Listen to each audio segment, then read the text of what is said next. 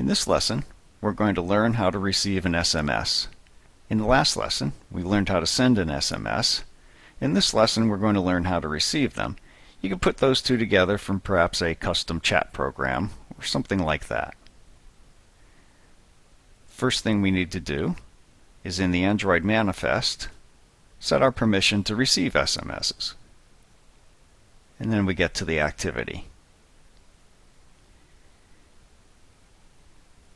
We use the namespace Android telephony, and in our activity we create an SMS broadcast receiver, which is a class that we're going to take a look at in a little bit. And we create an intent and add an action using our broadcast receiver and register that receiver. We're saying we have a broadcast receiver and we want to register it with the device in order to receive broadcast messages. And down here is our broadcast receiver. We've called it SMS broadcast receiver, and it inherits from broadcast receiver. It only has one override for onReceive.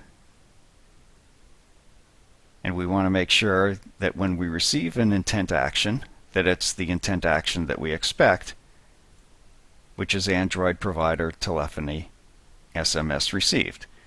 If you remember a little bit about broadcast receivers, any kind of application can send out a broadcast message, so there's potential for a number of the messages to be sent out on the device at any time, coming from all sorts of different applications and meaning all sorts of different things. So essentially we're filtering this down to only be SMS received messages.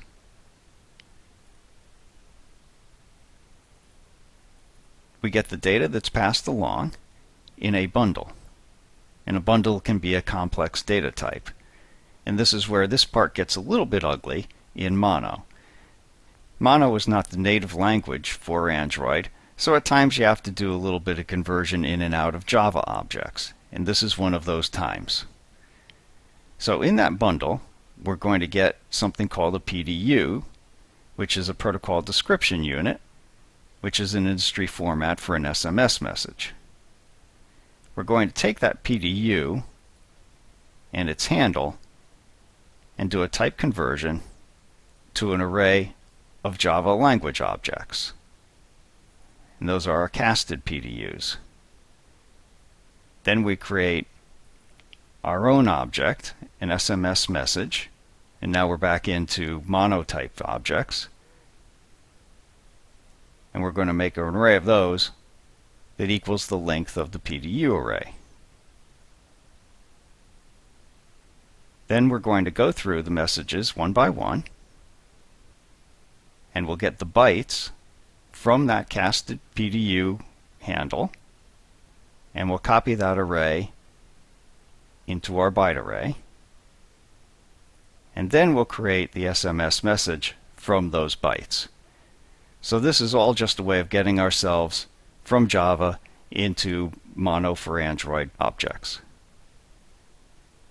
Finally, we actually have a message that we can deal with.